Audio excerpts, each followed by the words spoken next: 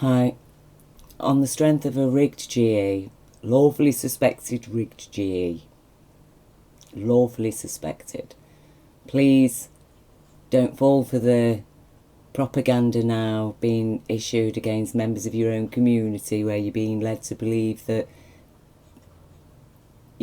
whole swathes of your community have decided to vote against your children's rights, okay? We were robbed. And these people are a set of riggers, and they are criminals, and they are very scared of EU tax regulations, and that's the only reason why we got the referendum for Brexit, because him and his cronies were worried about what was going to be exposed, okay? Basically, all their criminal, fraudulent activities in the financial world, that was what was going to be exposed. The EU was going to be focusing special attention on companies that don't actually generate an income.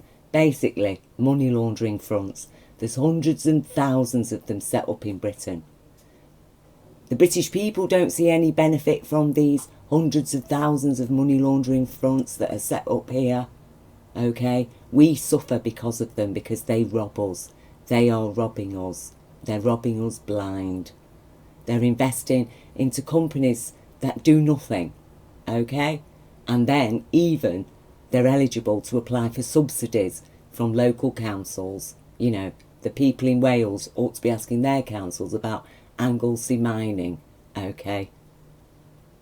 Now, this is a very real threat. 5G is a very serious threat. Never mind who's controlling it, because if it isn't going to be Huawei, it's going to be Israel, okay? So, forget about who's controlling it. The fact is that it does have serious health risks.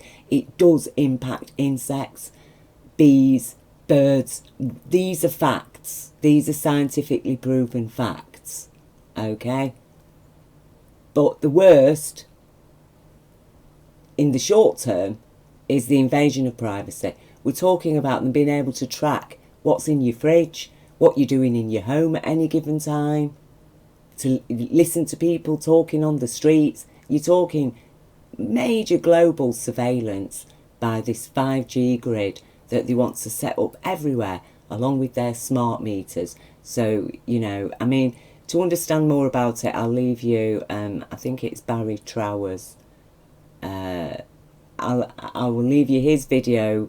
He's ex-military, he knows what he's talking about. Please listen to the man. He isn't endorsed by the BBC or any government ministers, but he's there giving information to the public, and it's about time that the public started giving credit where credit's due, because he has put his neck on the line to share this information with people, and he's been doing it for years, okay? But this is what they want to roll out now. Now, Jeremy Corbyn was going to protect the British people from the insidious elements of 5G. The health risk, the risk to privacy, also the risk to wildlife, because they have to chop down trees, because trees do block the signals. That's why Sheffield's losing all its trees right now, because they're getting ready to set up 5G. And what Labour was going to do was going to roll out British Broadband to connect communities across Britain by delivering free full-fibre broadband for all. Now that would have been simple, because we, the public, have already paid.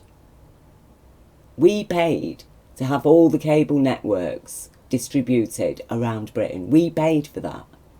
In the 80s, the 90s, everywhere was being cabled up. We know it. Okay? Them cables are still there.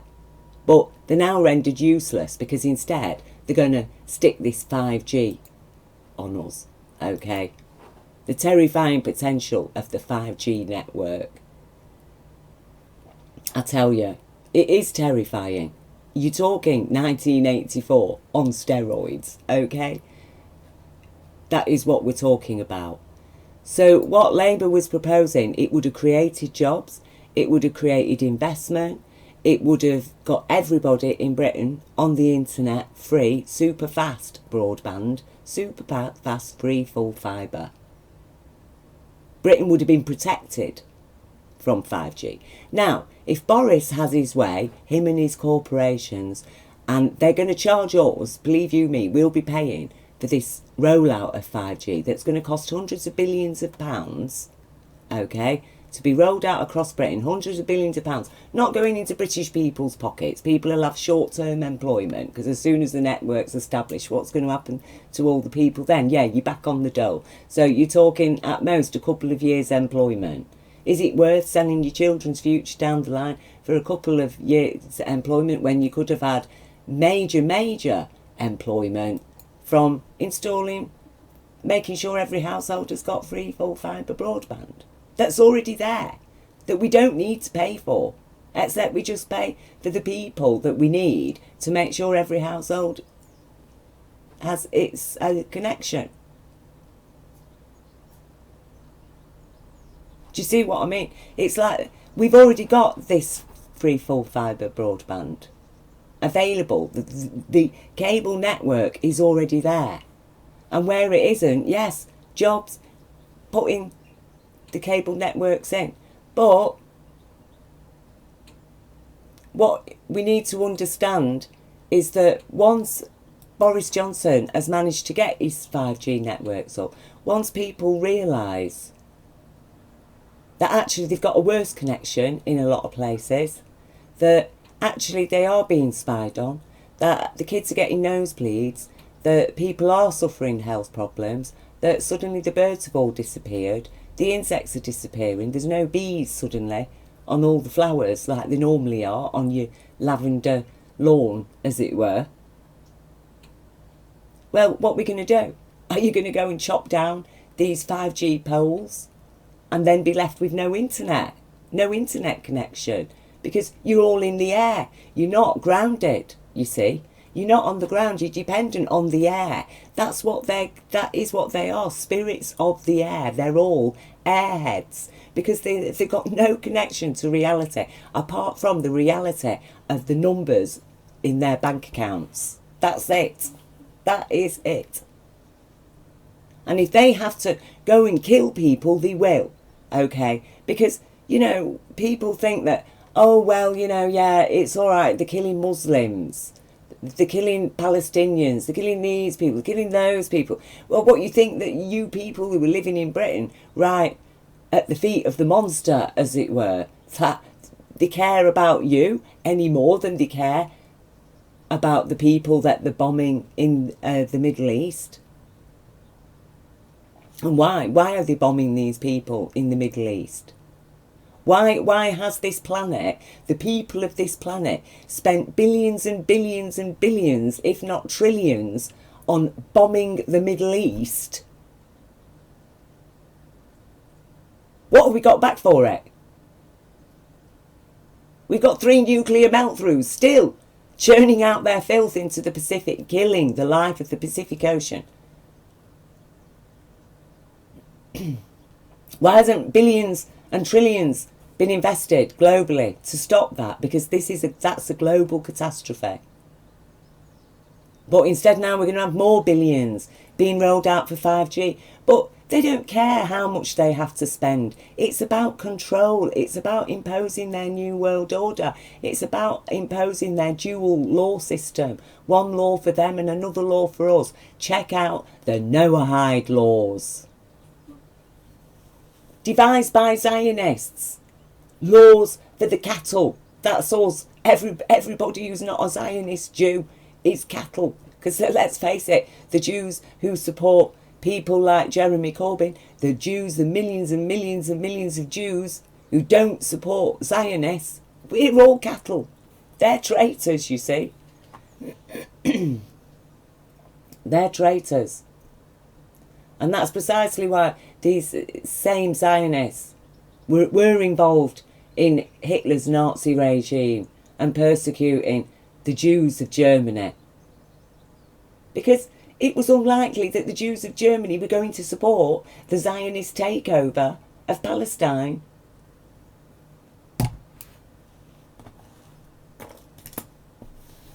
They were practicing eugenics on their own people.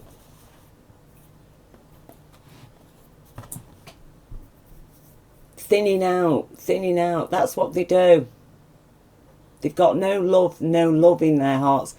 They are heartless monsters. Now, I'm just going to leave you with this clip. And, as I say, you know, take it seriously. This is the kind of stuff that the BBC should be talking to us about. That's why we have a free press, to warn people, to present the facts and balance them out for us so that we can see, well, you know, which is the most advantageous and which one isn't. Which one is the most profitable to us and which one isn't. Because what's profitable to we the people is not profitable to the likes of Boris Johnson. Our human rights aren't profitable to them. Environmental protection laws, they're not profitable. Full-fibre broadband is not profitable to them. They haven't got as much control over us.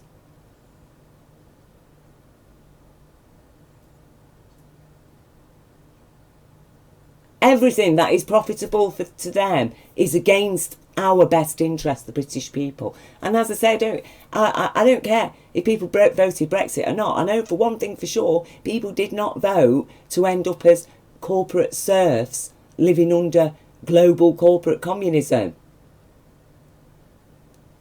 and to turn our nation into a tax haven. And if we are going to accept the results of this GE, we are stupid. We've got to be the most stupid, ignorant nation on this planet. We've got to be. Because what is in Boris Johnson's hard Brexit? Come on. What is there for the British people? Why did the BBC fail repeatedly to ask Boris Johnson that question? How can a nation vote for a man who has never been questioned or scrutinised? Not by the public, not by the media. With no manifesto apart from Get Brexit Done. We know for a fact that well beyond by now half the country, I'd say it's about 60-70% of the country, definitely don't want Brexit. I'd say definitely 60-70% no longer want Brexit.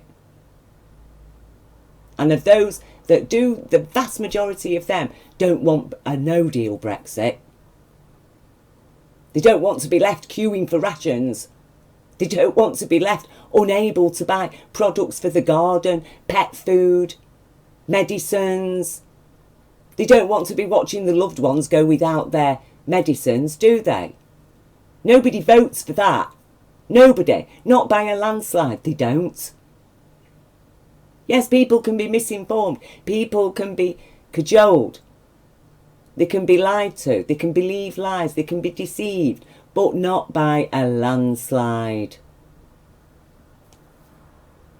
So why would a nation that we know by now, the majority, that 4% lead on the side of leave, that's gone, okay?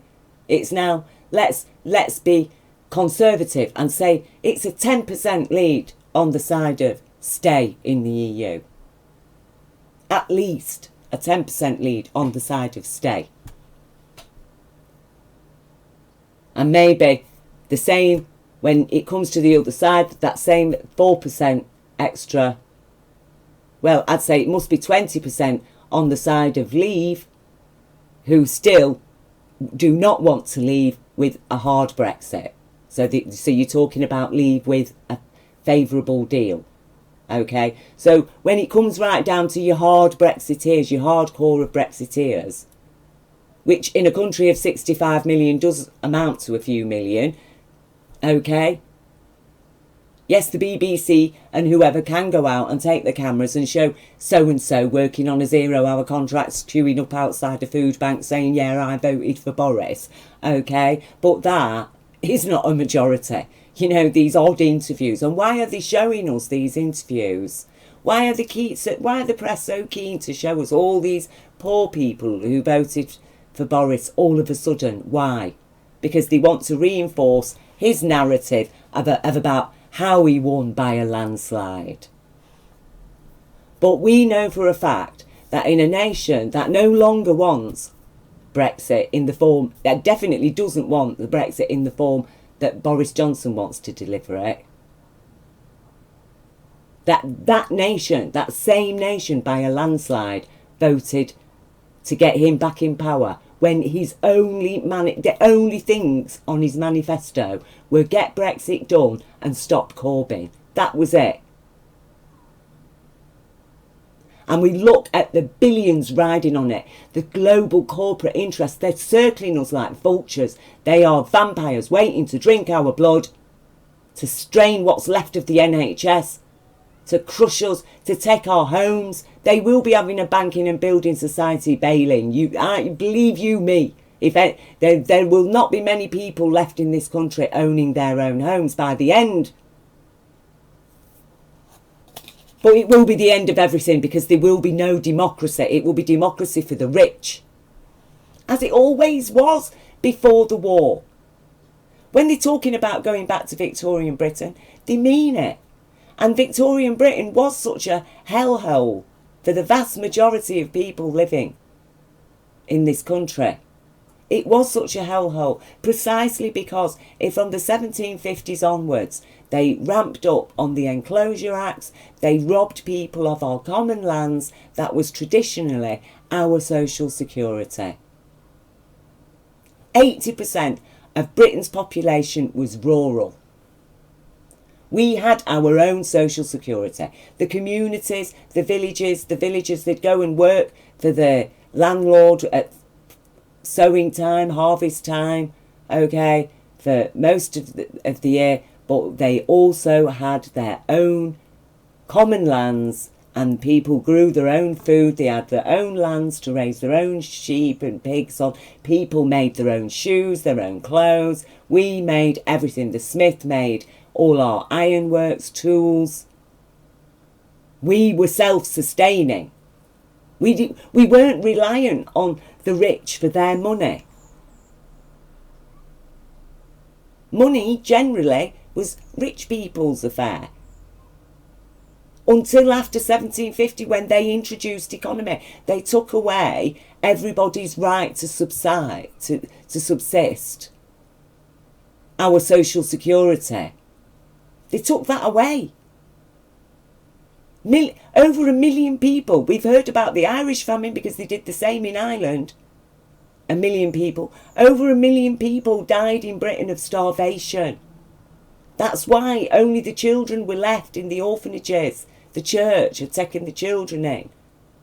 And that's why the first factories were largely manned by children, because they just didn't have the numbers. Among adults, most of the adult population were dead or too ill to be able to work in a factory or learn how to use the machines.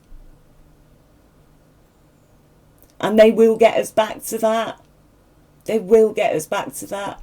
They'll be having children working at the age of 14. Why bother schooling them for another couple of years? Send them on to apprenticeships at the age of 14. These are the things they will be doing. We're talking about Britain becoming a tax haven. It's not nice for the people who live on tax havens. We're talking about Tories that are there protecting the Crown territorial interests, because the Crown territories are tax havens. The vast majority of tax havens are Crown territories. Get it through your heads, people. Understand this is the Crown and it's territories against us. That's what it is about. I will leave you this link. No accounting for tax havens. The Crown territories.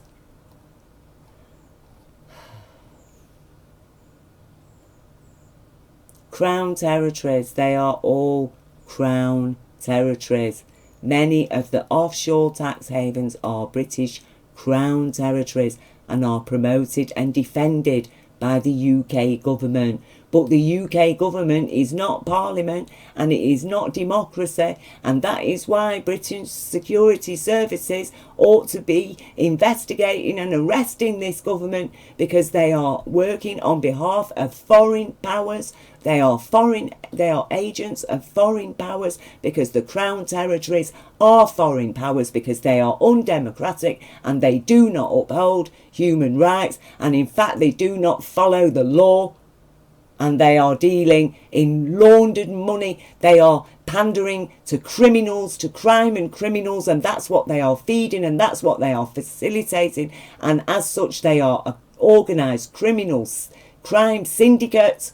And they've taken over our government, and they've stood against Parliament, and they've stood against the British people, and now we very strongly suspect they have rigged an election. They rigged the 2015 election, the 2017 election, the Scottish referendum, very likely also the Brexit referendum, and now this latest blatant rig. It's a blatant rig. Because do not ever tell me anywhere, do not tell me that a man, Jeremy Corbyn, who has thousands and thousands of people coming out wherever he goes, that he lost by a landslide to a guy who had to hide in a fridge and couldn't even face Andrew Neil on the BBC. He didn't attend any debates or interviews, or why? Or barely even do any campaigning. Why? Because he knew damn well they were going to rig it. Of course they were going to rig it. Do you think that they were going to face the EU tax regulations? Do you really think they were going to open themselves up to all the examinations that was going to happen over their fraud? I will leave you the link. Read Gordon Bowden's Finchley Road. Read it, people. Please read it. Please get a grip on what we have been dealing with. Stop turning to the people beneath you, or your neighbours, looking at your Muslim neighbour, or even you people who are hard Brexiteers, Tommy Robinson supporters. Forget the social hate. Start focusing on the real criminals, the real crimes, and understand that everybody around us are victims of that in one way or another, whether it's turned them far-right extremist, or whether they're destitute on the street, because that's what they do. You know, they want to blame us. They want to commit a crime and blame the victims for the crime. So we get blamed for Brexit because we voted for it. We get blamed for Boris Johnson destroying the country because apparently we voted for it. Did we really? Did we? When I look at what's riding on this election, either them paying their taxes and them facing actual criminal investigations and prosecution, okay, well, and all the corporate interest, the billions that they hope to make from betting against the pound and in rolling out 5G, or against us having our human rights, our workers' rights. You know, they even want to strip women of maternity leave. I tell you, this is a war. This is a war, and this is a crime. And as I say, now I'm going to leave you this. I'm going to play you this section here of this video about 5G. I want you to listen to it. Please check the links, people, and share the information. Inform your neighbours, inform your work colleagues, inform everybody, because we are going to have to stand up, because the British people, we've been tolerant for so long now, and it is time to turn around and tell these monsters to get out of our yard. Right, so you're going to listen to this. And you need to understand that this is the corporation's attitude to us now. It's like, they really are like your brutal, like some sort of brutal, you couldn't call him a husband, you'd have to call him a pimp, okay? He is a woman and child batterer and rapist, abuser, murderer, thief, okay? Now listen to what he said. He's laying down the law here, telling us that we're going to roll this out and screw you, because we want it, and we're going to have it, and nobody's going to stop us. Well, we'll see about that. game changer is that 5G will use much higher frequency bands than previously thought viable for mobile broadband and other applications. Such millimeter wave signals have physical properties that are both a limitation and a strength. They tend to travel best in narrow and straight lines, and they do not go through physical objects as well. But brilliant engineers have developed new antennas that can aim and amplify signals. Now, to make this work, the 5G build-out is going to be very infrastructure intensive, requiring massive deployment of small cells. I'm confident that the actions will lead to a cornucopia of unanticipated, innovative uses and will generate tens of billions of dollars in economic activity. And that's damn important, because it means that U.S. companies will be the first out of the gate. And that is why 5G is a national priority. And stay out of the way of technological development. Unlike some countries, we do not believe that we should spend the next couple of years studying what 5G should be or how it should operate. The future has a way of inventing itself. Turning innovators loose is far preferable to expecting committees and regulators to define the future. We won't wait for the standards. We're already seeing the industry gearing up to seize this opportunity. Verizon and AT&T tell us they'll begin deploying 5G trials in 2017, and the first commercial deployments they're talking about are expected in 2020. And we're not done. As part of our July 14 action, we also plan to ask for comments on opening up other high-frequency bands. Many of the high-frequency bands that we will make available for 5G currently have some satellite users, as well as some Defense Department applications, or at least the possibility of future satellite and defense users. This means sharing will be required between satellite and terrestrial wireless, an issue that is especially relevant in the 28 gigahertz band. But if anyone tells you that they know the details of what 5G is going to become, run the other way. If something can be connected, it will be connected. Hundreds of billions of microchips connected in products from pill bottles to plant waterers.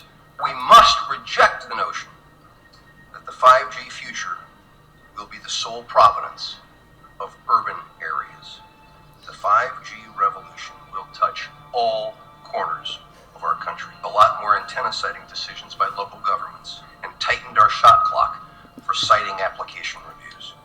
America's local governments will play an important role in determining how we fulfill this national priority.